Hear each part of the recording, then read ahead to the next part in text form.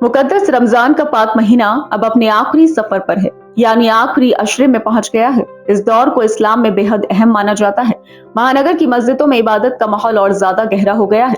रोजेदार इन दिनों ज्यादा से ज्यादा वक्त नमाज, कुरान की तिलावत, जिक्र और दुआ में गुजार रहे हैं, ताकि शब कद्र जैसी बरकत वाली रात का सवाब हासिल किया जा सके। रमजान के आखिरी 10 दिनों को निजात का अशरा कहा जाता है। इस दौरान मुसलमान अल्लाह से अपने गुनाहों की माफी मांगते हैं और ज्यादा से ज्यादा इबादत कर खुदा की रहमत पाने की कोशिश करते हैं।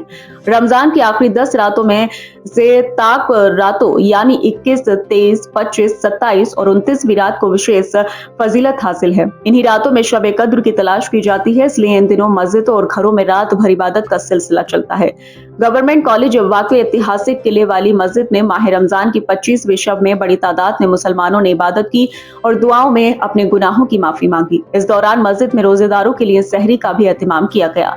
दुआ में देहात विधायक हाजी नासिर कुरैशी, मस्जिद के मुतवल्ली हाजी कैसर अली कुद्दूसी, शाहनियाज राजा, सरवर मिर्जा, फहीम मंसूरी, बबलू खां, शाहिद अली, अनवार मलिक, शेब पाशा, मोहम्मद फराज, सूफी तकरीज, यासिन मलिक, जामिर खां, हसनैन अख्तर और शमशी समेत सैकड़ों की तादाद में लोग मौजूद रहे। जो यहाँ आना है ये सबके लिए कबूलियत की घड़ी है और अपने अपने नमाजों के बाद लोग अपनी अपनी दुआएं मांगते हैं और ये ताक रातें ऐसी रातें हैं जिसमें अल्लाह ताला दुआओं को कबूल करता है। तो मेरा यही कहना है कि अल्लाह ताला और हमें इन लोगों की ताकत से, कसरत से खिदमत करने की तौफीक दे और हमें अमान पैरा करें दीन इस्लाम पर चलने के लिए, और जो भी रुकन है इस्लाम के उनको पूरी तरह हम फॉलो करें। यही अक़ीदा हमारा होना चाहिए। और जिस तरीके से आज नौजवानों में ये जज्बा दीन का दिखता है ये काबिल तारीफ़ है।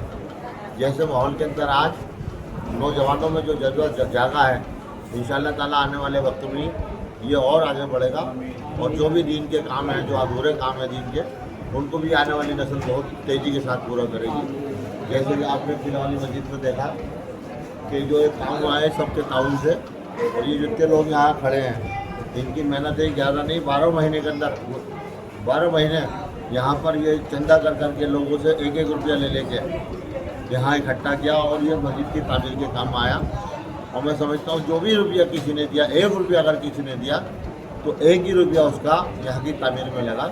और जिस मद में उसको ने कहा कि सरिया दिया तो सरिया में लगा, सीमेंट में कहा तो सीमेंट में लगा।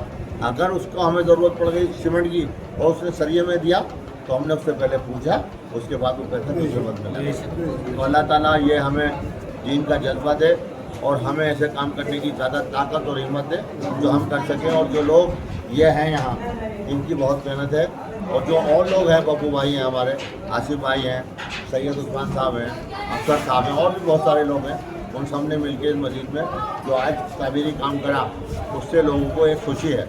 और एक खुशी होने का मकसद ये है कि अब बाहर मस्जिदों से कोई नमाज़ पढ़ने नहीं देता, और मैं समझता हूँ जो भी सरकार आएंगी नहीं पढ़ पाएंगे।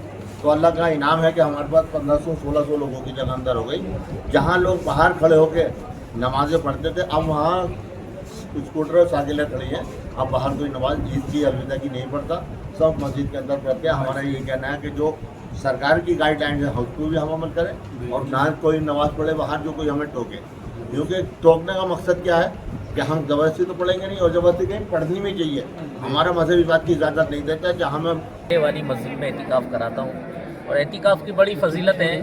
प्यारे आका सल्लल्लाहु अलैहि वसल्लम ने इरशाद फरमाया, जिसने ईमान की हालत में और अल्लाह की रज़ा के लिए एतिकाफ़ किया, अल्लाह पाक उसके सारे गुनाहों को माफ़ फरमा देता है। और जो अल्लाह की रज़ा के लिए एतिकाफ़ करता है तो अल्लाह पाक उसको मकबूल हज और मकबूल उम्रे का सवाब अता फरमाता है। आज 25वीं शब है, आज ताक रात है, शब कद्र की रात है।